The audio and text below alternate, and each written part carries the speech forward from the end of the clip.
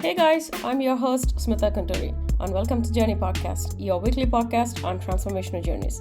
Hello everybody, I have Jeremy Roadruck with me today. He's a best-selling author, Kung Fu master, Pan America champion, former member of military, former corporate wage slave, and former factory worker, husband, and father. Master Jeremy Roadruck has been through many seasons and adventures in his life. Today, he's a speaker, author, teacher, and consultant to all the families, I'm sorry, to the families helping parents and kids improve their clarity, confidence, and communication, and the six golden ticket method. Jeremy has also filed for bankruptcy, had a car repossessed, gone through a breakup, and had to live in his place of business because he lost where he was living. And he even lived out for a tent for some time. And today we are going to talk about his story, and he's going to explain us his complete journey in his words. Welcome to our show. Thank you so much. And sorry for all the mistakes that I was talking. Oh no, you're fine. It's awesome, and thank you for sharing. And I'm excited to be here, and let's have like a really cool conversation because I love to share. And if somebody can find something worthwhile for their journey, that's the goal, right? Absolutely. Thank you. Thank you for being here. Yeah, please tell us like what happened to you in your life and why did you start? Why are you choosing to be a coach today? And what is the journey through the martial arts that you have done? Yeah, please. Yeah. So it all started when I was born. That was where it all began. And it turns out I didn't know it at the time because for me it was just a one-way thing, and it's like, hey, here I am, let's do this. It turns out my mom actually had 8 miscarriages. There was three losses, then my brother, then two more, and then me, and then like three more. So there was a lot of effort to get me here. And as a kid, I went through some unfortunate stuff around 5 or 6 years old. But I found out about the fact that my mom had so many miscarriages right around 8 or 9 years old. And I really wasn't happy with myself and about life. And so this idea of like if my parents had stopped at two, which is what they wanted, my brother wouldn't be here and I wouldn't be here. So yeah, that made me feel really guilty for being alive because I've got siblings who didn't get to make it, and here I am and they're not, and why. And to have that awareness at 8, 9 years old, it's not normal. Yeah. And then unfortunately, I had been through some abuse at 5 and 6. And so childhood trauma, especially childhood sexual trauma, it pivots a person away from being a child and into being a teenager. And they don't always have the mental and emotional skills to manage that. Right. And really switching between what I call a child brain, just regular kid, and a teen brain, it happens, right? Between usually 9 and 12, kids become teenagers and they get interested in stuff and they push back against authority and they argue about things and they start having their own ideas. I started doing that at 5 and 6. And so because I said so, quit working with me. And very quickly, I didn't know who I could trust and what's right or what's real. And my parents were fantastic. They gave me unconditional love, but a lot of ways I raised myself. So by 9, I had quit smoking. And by the time I was 12, I was doing cross cultural religious studies. I had read the Torah, I had read the Bible twice. I was looking into Zoroastrianism. I had read the Rig Veda, the Upanishads. I had read through a bunch of the Taoist texts and Buddhist texts. Like I was really hungry for why the world is the way that it is. And I didn't know who I could rely on. And so Mm. that's kind of, I've always been, 9 years old. What's your goals in life? Well, I want to be an enlightened Taoist immortal, and I want to be a billionaire, and I want to be a Kung Fu master, and I want to be a dad. And now I've got two of the four, still working on the other two. So it's just that that massive amount of pain caused me to like, how do I get resolution? How do I fix this? Because luckily for me, I was traumatized far enough along that I actually did have empathy and I did actually care about other people. Because if you have that abuse happen younger, before empathy really begins to show up in a person, that can lead to some really, really monstrous stuff. And so my morality and empathy and consideration for others, it was slower to develop. So like 15, 17 is really when I started caring about other people more than just myself. And I kind of was out of that place of scarcity, but I didn't know what to do with it. And so I ended up, I graduated high school and I almost didn't because I don't like writing about what I don't like writing about. and I don't like writing to deadline. And I only needed one class my senior year, which was English. So I picked newspaper. And then I found out, oh, I don't like writing about stupid things, and I don't like writing to deadline. I'll get it done when I get it done. So I almost had an F, and that was the only class I needed. So I almost got to do 5 years of high school instead of 4. And then after I graduated, I really didn't know what I wanted to do in college. So I ended up in a sandpaper factory, and I was working and not really happy with my life. And that's kind of what drove me into starting martial arts. And I started when I was 20, and I started in March. And in May, we had a grandmaster come and visit, my teacher's teacher, so my kung fu Yeah. grandfather. And he came and did a workshop. I couldn't make it because I was working in the sandpaper factory, but I came out for social night that night. We call that Kung Fu Life, and it's the idea of take the principles of martial arts off the training floor and out of physical violence and like put it into your life. And the idea of being efficient, the idea of being focused and not being attached or taking things personal. And Grandmaster Ming, a fantastic teacher, wonderful man. I'm still a student of his. And he heard me say something to myself out loud about myself that was destructive and negative. And he stopped what he was doing and he looked me in the eyes and he said, "Don't talk to yourself like that." And the way he said it, who he was, and how I represented him in my life, because I'm sure my parents told me stuff similar, Yeah. but their stuff kind of glazed past. You're my Yeah. parents, you have to say that stuff. But when he said it, it was like bam, and it hit me, and it made me start really paying attention to my internal dialogue. How am I talking to myself? And I realized I'm massively angry, defensive, like just all this vitriol in my head and in my heart, going, man, where's all this stuff coming from? And that's how I began to unpack the trauma, and the memories began to come back, and I began to get resolution. So I lived unconsciously in the trauma for about 20 years, and then I spent about another 10 years getting it resolved. So when Um, you mentioned that you started getting that back, do mhm. you remember the details of it, or is just like, yeah, something happened to you like that? It took time, and it took probably about 6 or 7 years for all the memories to come back. And I've gone and gotten master level certifications in neurolinguistic programming, hypnotherapy, neurostrategies. I've done a lot of deep work on myself, and then I've gotten certifications to help other people and facilitate that for them. And one of the things we discovered as I was going through all the training, a lot of times when we go through trauma, we don't know how to process it. So our unconscious takes it away and Yes. kind of keeps it from us. And as we gain new knowledge, new skills, new abilities, new contexts, our unconscious will bring it back and be like, okay, are you ready to deal with this? Yeah. And if we are, we will. And if we're not, we start to freak out and our unconscious goes, okay, my bad. And it takes it back away from us again Mhm. until we gain new knowledge and new skills. And so it was like a slow realization because my earliest memory was the trauma, but it wasn't like a solid, clear thing. It was just bits and pieces because there's holes in my unconscious, there's holes in my memory for whatever reasons. And I went to a workshop. It was a Tony Robbins event called Date with Destiny, and he took us to an exercise. And what is your earliest memory? And then what was the moment right before that? And I was able to access that memory before the trauma. And I was just this 5-year-old kid playing out in the dunes. Where we lived, we were in Saudi Arabia, and we were on a military base. And the military housing, on the outside of it, there was construction, and so there was a fence around our area. And the kids I grew up with there, we would go and play in the sand dunes, and we would dig little tunnels and just do all kinds of fun stuff. And so I got to remember before the trauma, and the just the joy and the person that I was, and the level of just positive energy and creative and playful. And so now that's my earliest memory, which is like a Hmm. really fantastic gift. And so yeah, it came back bit by bit. And as I got knowledge and skills to process it, it came back more and more.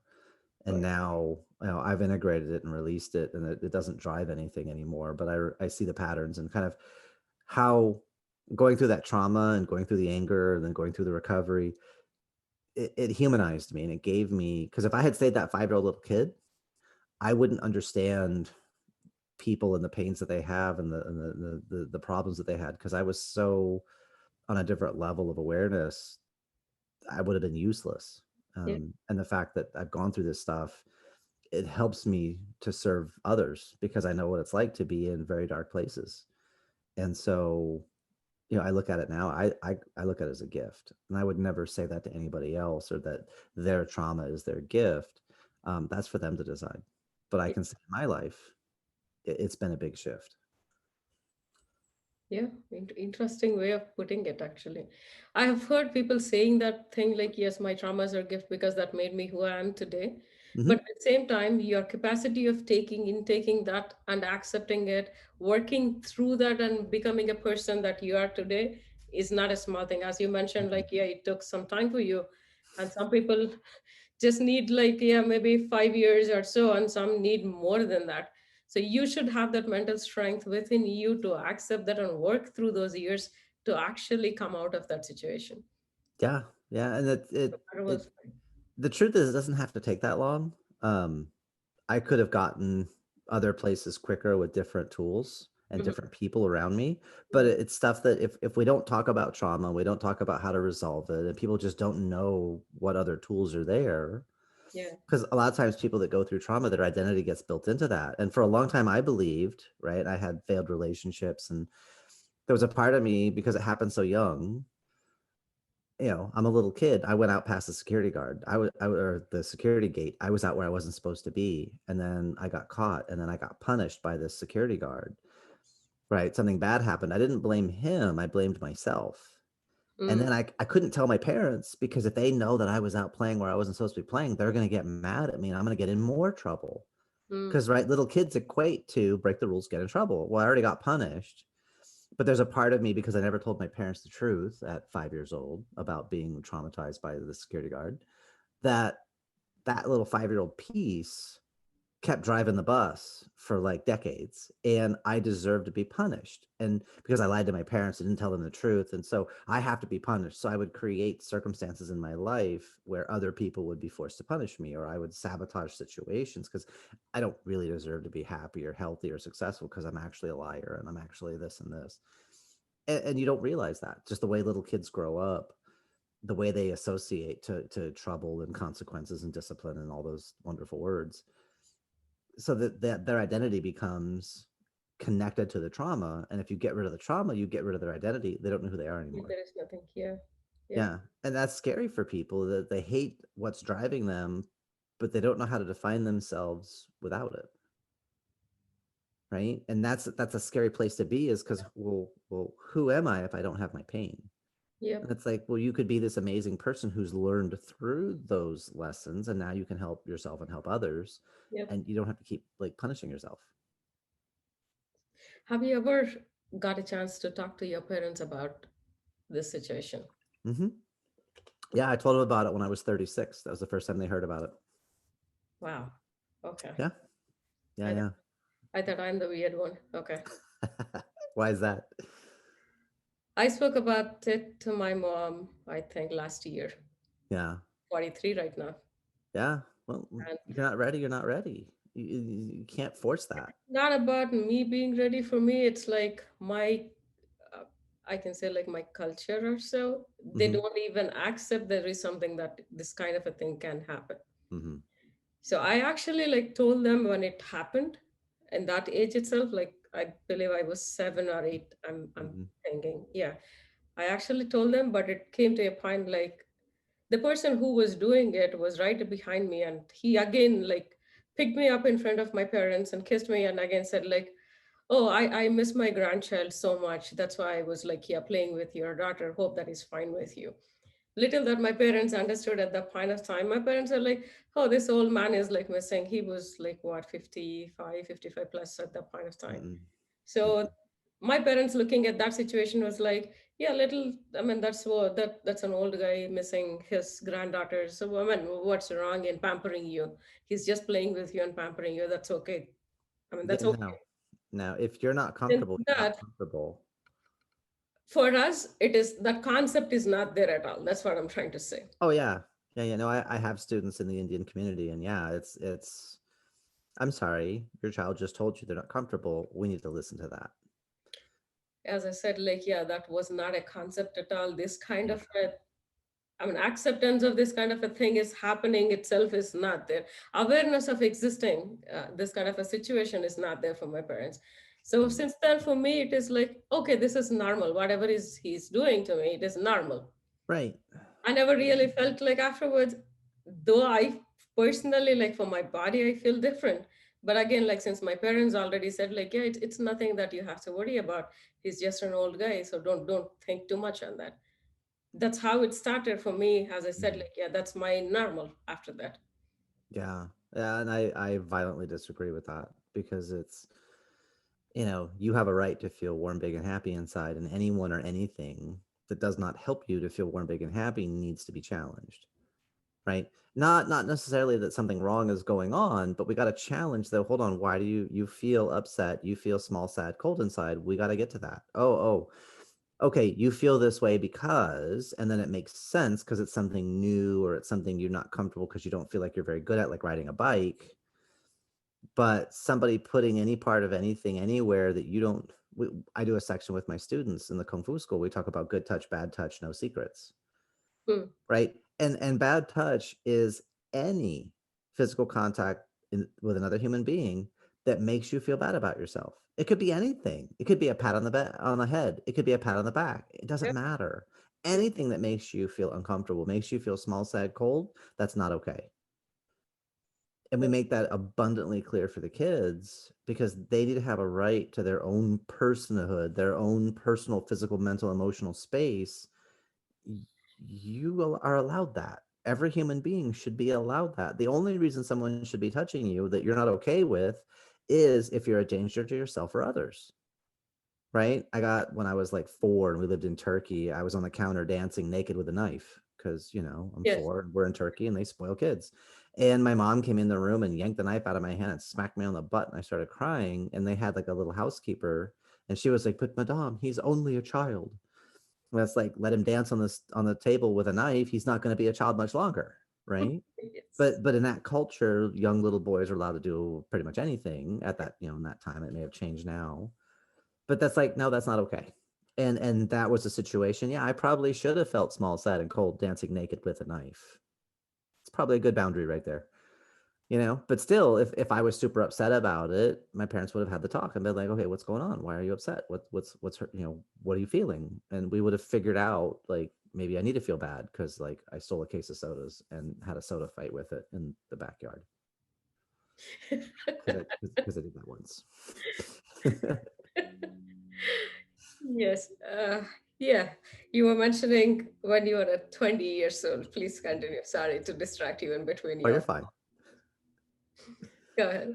Oh no, you're fine. So yeah, I started the kung fu and really that the beautiful thing about martial arts was it gets the physical, the mental, the emotional, the social, it gets everything to link because I was very intellectually dominant. I met one of my kung fu brothers, Master Chango, and he's a great soul. He's just a wonderful person, fantastic sense of humor. And he's the type of guy that likes to find what bothers you and just kind of pick at you about it in a playful way, just because he knows it gets under your skin. We had a kung fu brother of ours, called him Biscuit, because it makes no sense to call him Biscuit whatsoever. So he just started calling him Biscuit because he knew it would get under his skin and be like, "Why are you calling me Biscuit? That doesn't make any sense." And he would sit there and noodle on it. But when I first met Master Chongo, and he was a purple sash back then, so he's still a student. He went to shake my hand first night, and I'm like, "No, I don't do that." And he's like, "Oh, really? Why is that?" And I said, "Well, shaking hands is an ancient symbol between warriors that they're not carrying a weapon, but you've trained your body, you do martial arts, you've trained your body to be a weapon. That makes you a liar. I don't believe in lying." Okay. Yeah, yeah, yeah. So for 3 years, he hated me. And he was like, "Oh, I hope he makes it to sparring," because he was going to beat the crap out of me because he hated me. I was such an arrogant, scrawny white kid from the suburb, thinks he knows everything. And then when I finally did get to start doing sparring, he beat the crap out of me. And he couldn't hurt me because every time he knocked me down, punched me, kicked me, I was like, "Cool, do it again." Like, how'd you do that? Because I actually, in the training, my real attitude showed up and I'm curious and I'm playful and I want to understand everything. And how did you do that? That's so cool. And that ego went away. And so over time, he realized how I presented myself is not who I really was. There was something else going on, Mm, but it took that time to see through because I had such a fear.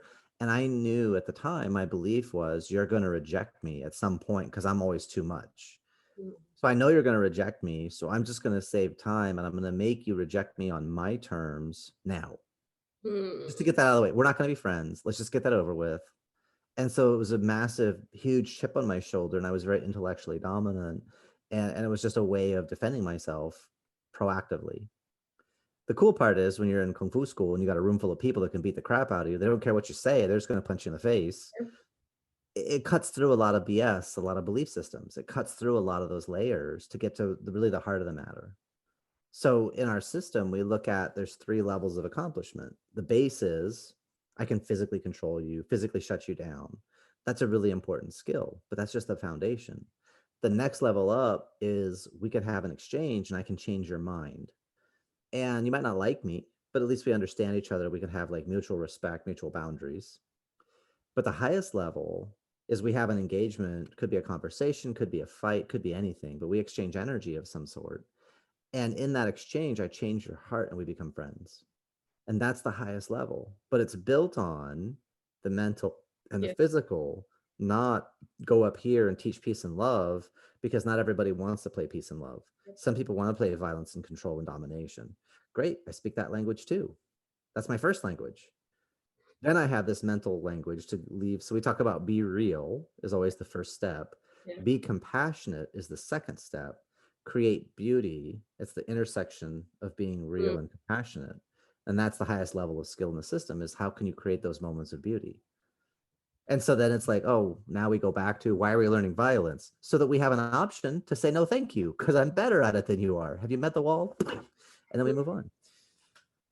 So it gives us more control about our internal world and the world around us. After that, so what happened to you? Why did you choose to be a coach? And what is that actually like giving you back? People So, are like, yeah, what's in it for me? I'm not asking in that sense, right, right. but yes. Yeah, so I've been through a bunch of stuff and I brute forced a lot of things and just kind of figured out through trial and error, through deductive reasoning. There's a great book called What to Say When You Talk to Yourself. I figured that out on my own, just thinking it through and like 'cause once I noticed how I talk to myself, I started paying attention to the words and I began to change things around. And then 10 years later, I read What to Say When You Talk to Yourself, and I was like, well, oh, that would have saved time because he lays out there's 5 levels of self-talk. So for me, I have a big need to grow because that's just part of I love growing and learning and expanding my awareness. Right. When I was a kid, I would say I hate not having the answer. But the truth is I love having the answer. And so being in that space as I grow, at the same time, growth just for the sake of growth can become cancer. So when I grow, it increases my capacity to contribute to others.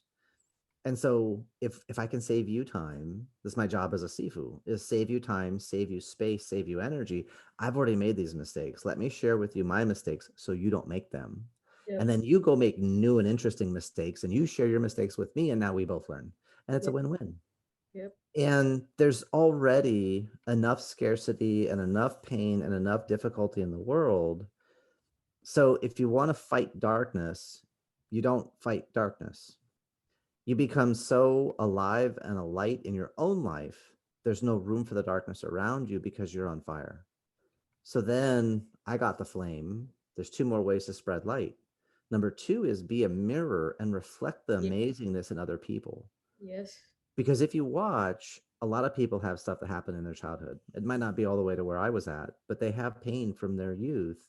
And so they sometimes will delete their own amazingness or they'll play it down like it's no big deal, and they need that mirror to shine the light back at them and say, no, you're amazing, freaking own that. And so we need the candles, but we also need the mirrors because not everybody needs to be on stage all the time. So sometimes it's nice to just sit back and shine a light on someone else and go, wow, you're really cool. I'm in a group for dads, and today I'm part of the leadership team. Today we had our meeting, and one of the questions was, because we all lead calls all week long, in your call group, what's your superpower? And so we all kind of talked, and then we had 3 guys on the call, me and 2 others in our small group. And we were like talking about each one of us and what are our gifts. Because for us, it's kind of just normal. It's not a superpower because it's just us, but the impact it makes on everyone else. Yeah, And definitely. and so as a coach, being able to help people they can release trauma. They can release literally, I think the largest chunk of time was probably 60 something years. Something happened to this person when they were 3, when Wow. another sibling was born. So 3 years old, and they found out, well, their parents never really wanted them. And so they're a multimillionaire and they make a world impact. They're in their 60s. So for 60 years, they've carried this story, this BS, this belief system that my parents didn't really want me. And that's partly what helped drive them to the high level of achievement, is to make that impact so that other people don't feel worthless. Yeah. But they were never able to give that to themselves. And so in one session, because a lot of the work I do is just one conversation, but in one session, we were able to release 60 years of resentment towards Wow. her parents, towards her brother. And she's like, wow, we got done with it. And she's like she's never had that. She's been to therapists, she's been to counselors, she's been to coaches, she's done all kinds of stuff. And we were able to just kind of reframe the meanings. And she was able to release everything. And now there's no more anger, sadness, fear, hurt, guilt. There's no more negative energy directed at her family or at herself. Because the light that she had that allowed her to achieve was still flashing over and shining on her parents, shining on her brother and her family. And this is the pain. And so reflecting back, look at all the amazing things that you wouldn't have had if it hadn't been for that realization, being able to forgive herself and forgive them, because what they said and what they meant, see, 3 year olds don't really filter that very well. Yeah. And so she's been running that pattern for 60 plus years. Cool. Let's get rid of that. And to be able to help facilitate that, to be the ladder that she kind of climbed to get to this new awareness, like that's the coolest stuff. And it's not a high like an adrenaline high, but when you see somebody else click and just the internal world shifts a little bit, and they kind of they drop into themselves and they literally feel like they just came home in a place they've never been in their whole lives. Yeah. Like, I know that feeling. I know what it's like to be home, and to Yeah. be able to help somebody else, that's the coolest thing. um and that's why I love to coach. And then, you know, a lot of the work I do is with parents and dads, because if you get the parents back to centered and they're now home, they show up with each other completely different, and they show up differently for the kids. And if we want the world to be better, Hmm. it's not going to come from outside on top forcing it down. You will be, right? If we force people to be diverse, that's not diversity. Hmm. That's still totalitarianism in another label, because we're forcing you from the outside to think what we want you to think. So if we force you, I got in an argument when I was in college, and they were like, you know, we had this policy and blah, blah, blah. And I was very much a Taoist and a Buddhist back then. And I was like, but if you I raised my hand, and like there's 400 people in this orientation, and I raised my hand, and they called on me, and I was like, but if you force people to be inclusive, that's not inclusivity. Yep. And the room exploded, because half the people agreed with me and half the people called me a monster. And for 2 weeks, you're that guy at orientation. And I was like, yeah. I never said what I believe. I just asked the question. And it really comes from intrinsic versus extrinsic. And if it's outside forcing you, there's always going to be a resistance. Yep. But if it grows up inside of you, so I think everybody has a right to be Yep. heard and Yep. seen and felt and understood and appreciated. I think every human being deserves that, even if we disagree with them, even if what they're trying to accomplish is monstrous. What's interesting is when you allow people to be seen and heard and felt and understood and appreciated, a lot of that tension goes away. It's when they don't feel seen, when they don't feel heard, when they don't feel understood, that's when the anger and the pushback and all the things begin to build, because you're not allowing them to be where they are. Yep. Doesn't mean I agree with what you're saying, but let me at least understand it, because now I can engage with you. If I understand you from your point of view versus I argue with you by understanding my point of view Fine. or your point of view. No. I got to really understand where you're coming from, because as a species, we only want 5 things. And really, we only want one thing: happy, healthy, safe, wealthy, wise. The problem is, because the way we raise our kids, happy, well, you got to be healthy to be happy. You got Yep. to be wealthy to be happy. You got to be wise to be healthy, happy. You got to be safe to be happy. And it's like, no, you don't need any of those things. Happiness is just a Happy. decision. It's not a destination. Yep. You can have a terminal disease and be happy, because happiness is a choice. Anytime you choose to notice you're happy, you're happy. It's that quick. But as kids, No, no, no, no. To get dessert, you have to listen and clean your room and get all your homework done and not be a bother.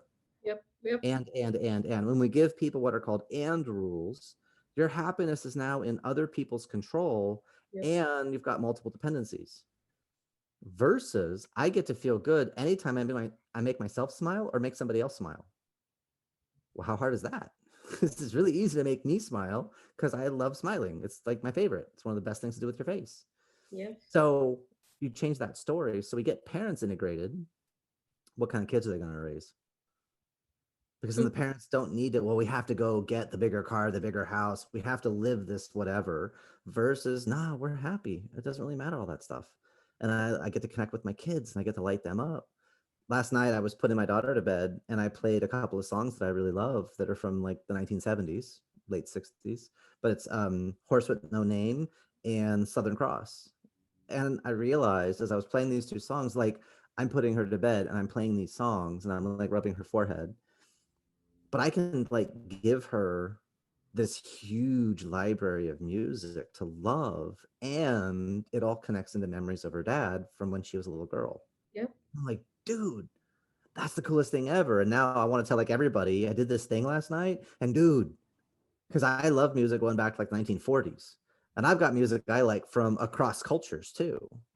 So my daughter is learning like songs in Japanese and songs in Korean and songs in Russian because I don't care. Music is music and it's good. Listen to it. Figure out the words because of what you're giving your unconscious. But so she has this weird, diverse, eclectic love of music. It's like, what a cool gift. Do that by luck or do that by choice? Well, I'm gonna do that by choice. And then who else can I tell about this? Because it's cool. Yeah. That's easy. Hmm. Right. And now she has songs when she hears, she'll be like, oh, I remember my dad making me breakfast and we had that song playing. I remember my mom and my dad dancing in the kitchen listening to that song. True. Why not? Yeah, of course. This stuff is There are fun. like small memories that she can connect to whenever she feels like, yeah, Mm-hmm. missing, or even like normally too. She can teach Mm-hmm. the same in her own way to her kids. When Yeah, exactly. yeah, absolutely. That's why I love this, because if trauma can be passed generationally, then so can the opposite of Other trauma. things too. Yes, of course. Awesomeness, abundance. Like I don't know the right label for it off the top of my head, but I Def- mean, healthy coping mechanisms. Yeah, let's just do that. Absolutely, absolutely. You being a coach, when you were talking about something in between, a question clicked for me. Yeah, How do you say, like, I mean, this is completely off topic on what we are talking so far. it's all good. People talk about rape being like from different perspectives, different varieties, let's just say. Mhm. How do you define a rape between wife and husband? Would you consider that as a rape in the first place? If yes, how? If no, why? It's all about consent, right? Because there's physical rape, which is penetrating a bodily orifice without consent.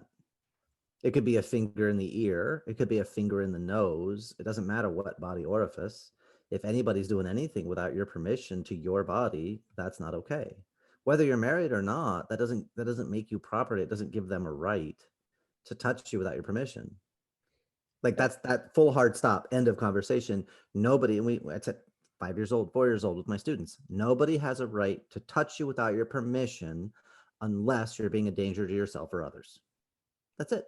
Agreed. I'll, Period. I'll Doesn't matter, married, not married, mom, dad, cop, police, nothing. None of that matters. The police have limits on what they're allowed to do. There's a thing called the use of force continuum.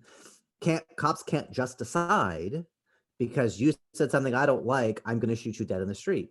I mean, they might do that, but then they're going to face consequences of that because that is an illegal act. It's an immoral act. I'll add First, more into that question, the same question that I yeah, asked. yeah, For yeah, wife yeah. and husband relationship, for example, like I mean, the relationship is not that great, but they're Mhm. still together trying to figure it out. Yeah. Again, you might just say it like, yes, it is not consent, so it is considered as like a violation of your thing.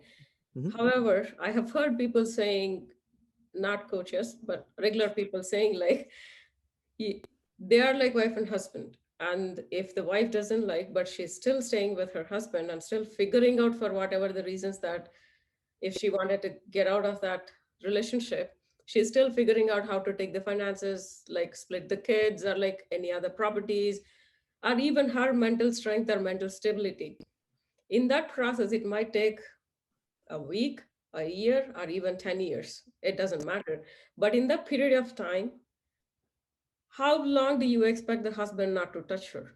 And why is that so hard for them, for the wives to understand it is her husband and she has to allow it? And I She can't has she really like answer to that debate kind of a thing because I don't want to get into that. Well, but she has a right to her own personhood.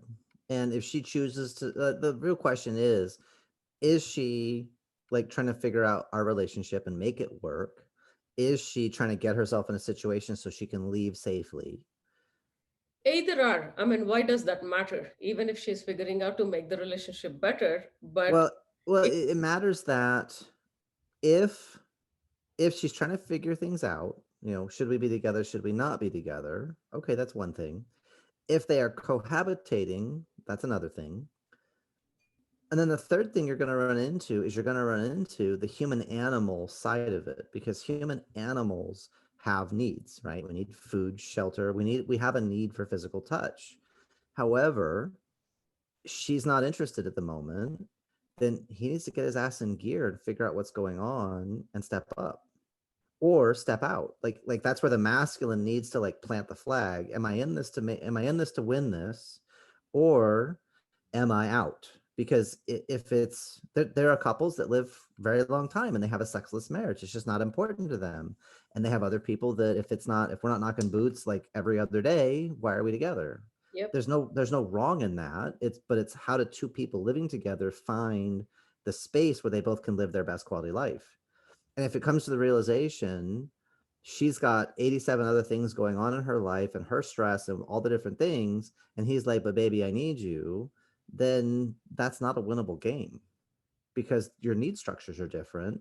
And so all it's going to be is pain for both of you. Her because she's saying, get off of me, and him saying, why don't you love me?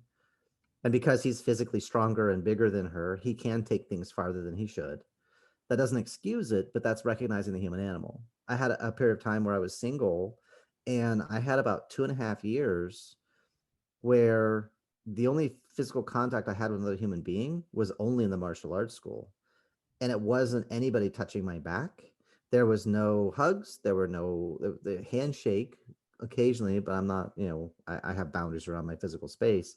But it was always with a defense up. It was always with a guard. hmm, So was it easy for me when somebody started to pay attention to me? Was it easy for me to read into that more than was actually being offered? Absolutely, because you have a person, a human being who's in scarcity and is literally starving of human contact.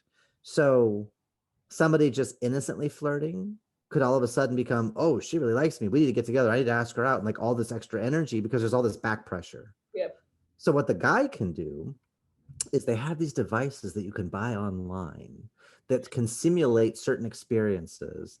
And if you need to resolve some tension, freaking resolve some tension. But if you want to figure things out with your wife and make things work, then figure things out and make things work. She is not a product you buy online to satisfy your needs. Does that make sense? yep. Thanks I for mean, that. it's really because you're dealing with a human being. Like I know in my marriage, if the countertops in the kitchen and the dining room table and the living room, if I know all the flat surfaces in the house are cluttered, my wife is unapproachable for physical intimacy beyond rubbing her feet. Because in her mind and in her heart, our house is such a mess. She's just not in the energy state where she's approachable for anything more than the barest of minimum things. Yep, So I can make her wrong for that. Not a great idea. I can try to force her to do something she is not interested in doing or energetically. Also, not a great idea. Or I can help clean the house yep. and help her be in a place where she's approachable and she feels settled in her heart and settled in her mind. And then it's easier for her to feel settled in her body. I mean, what game do I want to win? Right. And so for me and for the people I coach, I'm like, look, just figure out what her rules are. Once you know what the rules are, play the game. Create a win-win. You feel good, I feel good together. Obligation and expectation rarely leads to sexy fun times. I have Playfulness, heard, I have heard engagement. people even saying like, I mean, why do I need to figure out her needs? Why can't she come to my place and help me out? And sometimes the woman also like, yeah, leave it for that minute and just like, yeah, feel, let her husband or like whoever that is wanted to get it out and then, yeah, finish it and leave. But Yeah. once or twice, if that is happening, that should not be something like it can happen every single time whenever they want it. Right. Well, you got to be careful with shoulds because shoulds are somebody's rules, right? And I'm not going to project into anybody else's rules. But if a guy says to me, well, why should I figure out blah, blah, blah, blah, blah? It's like, well, I mean, I'm not going to say you're wrong because I don't think you're wrong. I understand where you're coming from. But how's that working? Yeah. And if she did the same thing and she just walls off, it's called stonewalling, and she Yeah. just puts this gulf between you and says, well, he needs to come to me. And you say, well, she needs to come to me. Who wins? Yep. The divorce lawyer. Because that situation is untenable. You can't win. So do you want to be right or do you want to get results? Which is it? She Yep. should come to me. How's that working for you? Well, it's not. Then your results kind of tell you, right? My wife and I are very active in our intimate life, but I also know every 7 to 10 days, if she doesn't get a date night, she starts to get really irritable and really just critical and just everything bothers her. And then I'll Hmm. be like, hey, babe, why the static? Hey, honey, do you want to go on a date tonight? Oh my gosh, yes, that would be so great. Because she's so focused in on production mode, she forgot about her own needs. And she forgot about, because she's taking care of everybody else and the house and the daughter and the family and the other family and my family and like all the things. And because she's so energy out in so many places, she forgot to put it back. This morning, she went and signed up for a spinning class for like 6 months. It's $600, $100 a month, unlimited classes. And she feels like really nervous and she's like sweaty palm and scary. I'm like, babe, you haven't spent any real amount of money on yourself since COVID started back in March. You bought some workout clothes, go get your workout, sign the damn paper. Hmm. You deserve this. But she got up at 4:45 this morning to go to a 5:30 class. Like, babe, that's awesome. That discipline, that desire, you deserve this. And if you need a nap in the middle of the day, guess what? I'll distract the daughter. We're gonna go for a walk. We'll figure something out so you can have some downtime so you can charge your batteries. The more I help my wife win and the more I light her up, she has that energy to feed back into me and my daughter and everybody else. Yes. And when I have her filled to overflowing, then she wants to spend more intimate time with me. Wait, it could be that easy? Yeah. Right? The old timey pumps that you have to, have the suction pump thing out in the backyard that you have to do the thing. Well, if you just go up to it and go, duh, duh, duh, duh, duh, duh, duh, it doesn't work. You have to Yep. put water in there because the water creates a seal. Then you have a vacuum and then you can draw. You got to give if you want to receive. Yep. I got to make sure my wife is lit up because then I know she has that energy to share it back at me. If I demand she takes care of me, am I a baby? Do I need her to wipe my butt too? And when you throw that back at a man and be like, really, you need your wife to wipe your butt? Really? Is that what you need? And they're like, no. Oh, okay, because it sure sounds like that. Help me understand how it's not. And they really can't argue with me after that point. I'm not going to say they're wrong because that's not how I operate. I'll say when I'm wrong. And I won't say when I'm right, but I will say when they're right. Yeah, I just wanted to ask that. Thank you. Thanks for Yeah, clarifying that for me. intimacy is a huge complex thing, and feminine is much more complicated than masculine. And it's not wrong. It's just if you want the best, then you have to understand. It's really that for me, it's that simple. You just have to figure out what's really going on. People are like, oh, women are so complicated. I'm like, nah, not really. There's a couple of things you got to understand, but they're not complicated once you realize biggest thing, feminine lives in their heart first, not Yep. their mind. Masculine lives in the mind. Masculine says, I don't care how I feel. This is what I promised. This is my commitment. And feminine says, I don't care what I said. This is what I feel to be true.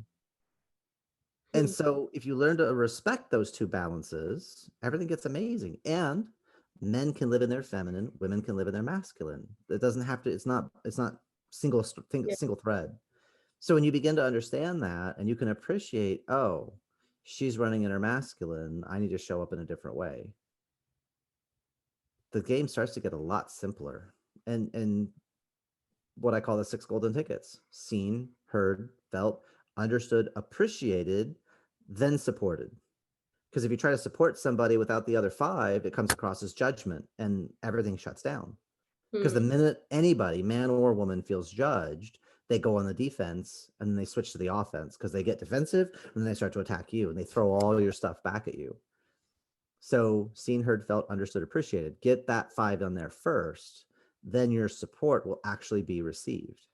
Make them wrong, refuse to see them, refuse to hear them. Works with kids, works with teenagers, works with single people, works with married people, works with grandparents. If you're a human being, those 6 tickets, that's how you get the gold. I only realized that in like the last month and a half. Like actually having a label and going, oh, it's those, because I knew those things and I used them, but I never like labeled it until I was coaching somebody actually. And as I was doing it, I just went this thing and I went, yeah. And I backed up and I was like, oh, no, it's these. I didn't have a name for it for about a week. And I was like, yeah, but it's these are the 6. These are the 6. Like, these are the 6. Everybody, every human being, these are the 6. Your political opponent, these are the 6. Your clients, these are the 6. Customers, children, these are the 6. Seen, heard, felt, understood, appreciated, supported. Yeah. Violate that, doesn't matter. Thank you. I like to win, and I want to help other people win, because if everybody's playing a win-win game, we all get to feel good. Who loses? When you're talking about win, one more question. Are you afraid of anything? If so, what is it? If not, why? Am I afraid of anything? No, not really. I've done a lot of dumb stuff and I'm still alive. Um, I'm not afraid, but I definitely don't want to leave my wife and daughter anytime soon. And I want to make sure that I have things covered like life insurance for long term so they're protected. That's But yeah, no, not really.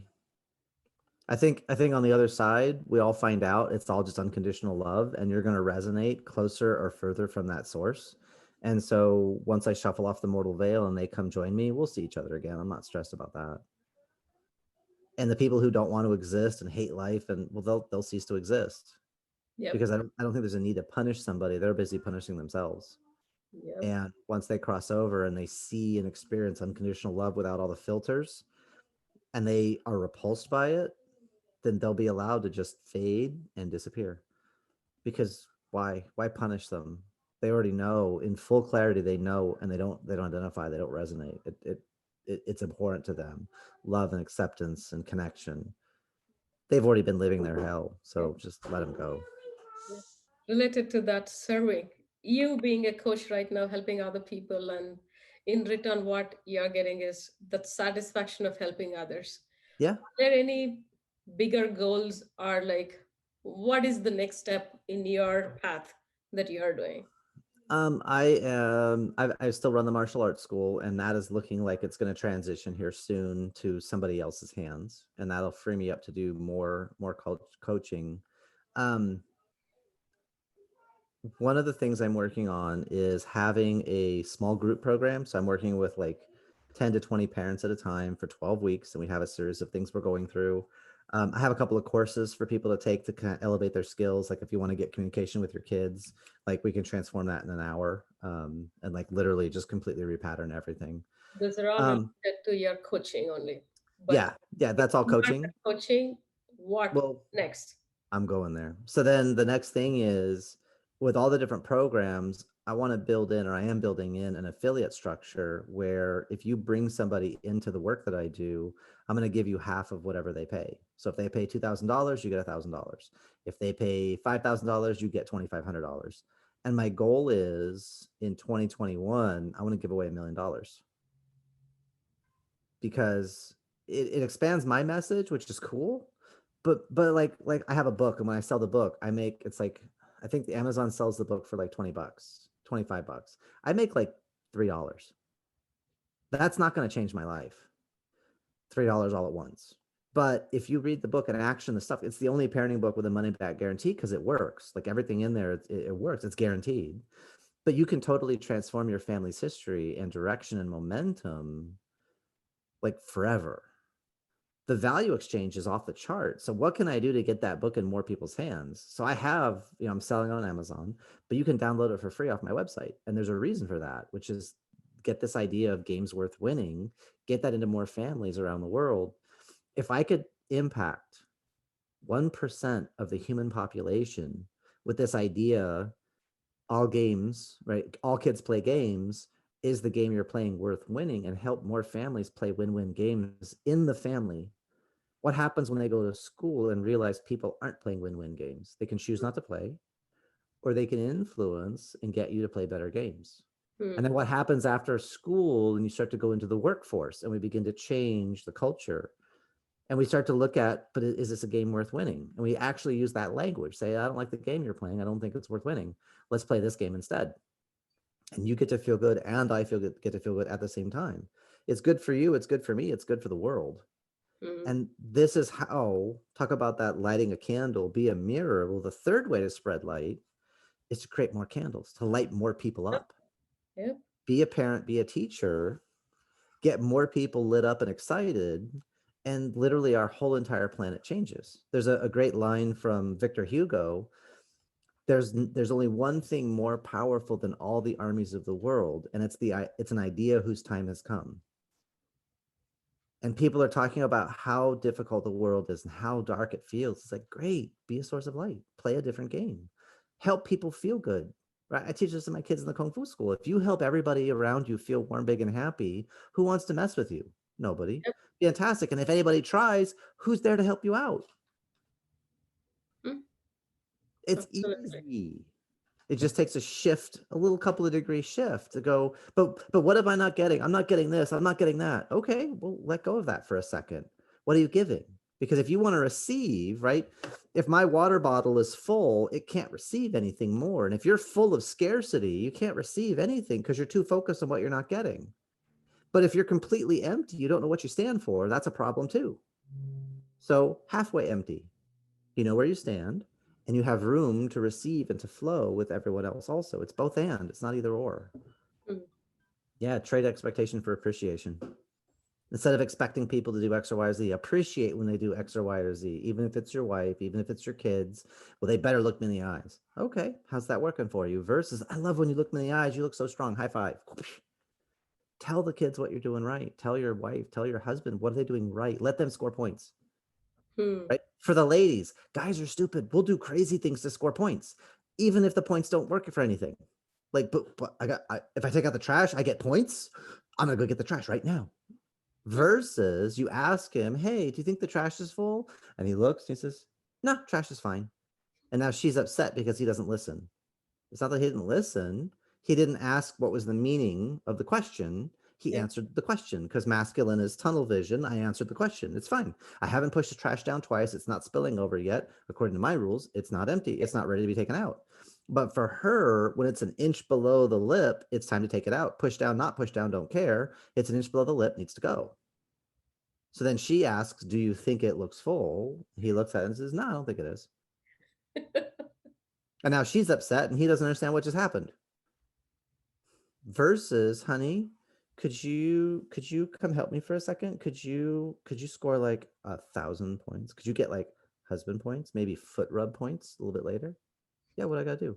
Well, you see the trash? Could you slay the trash monster for me? Wait, if I do that, I get points? Yeah. And I might get a foot rub later? Yeah. On it. Off he goes. Guys are that simple. We get more complicated in the crap that we buy, but energetically, we never get that more complicated. We're always playing for points, and the ladies withhold the points. And well, if he loved me enough, he would know. If he loved me more, he would know. No, that's other women. If they knew, they would. That's other women. For men, let him win. Score points with you, and he will do crazy crap. He'll build you a house. He'll build the Eiffel Tower, right?